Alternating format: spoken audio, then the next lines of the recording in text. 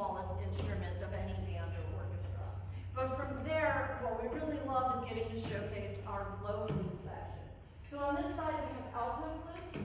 You can see some of them are curved, some are straight. That's by preference of the performer because they do start getting quite a bit longer.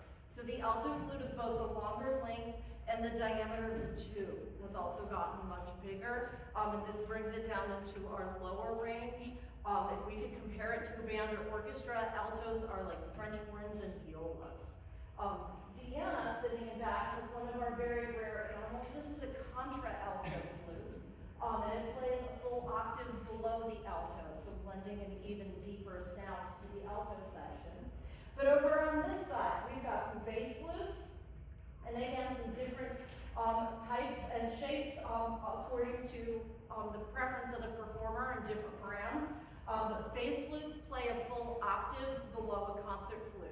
So if you play a B flat on a concert flute, if you think of a piano keyboard, it's going to play that next B flat down.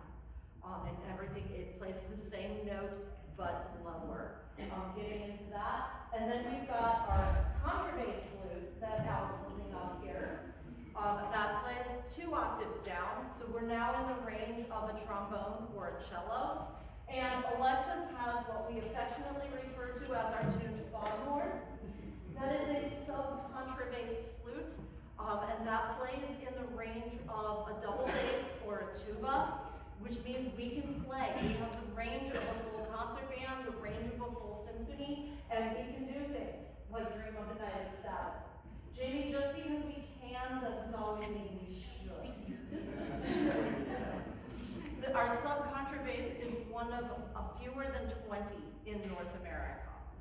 So we consider ourselves very lucky to have not only these instruments, but all of these musicians to play them.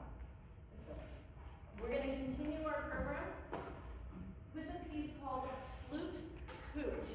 And you might hear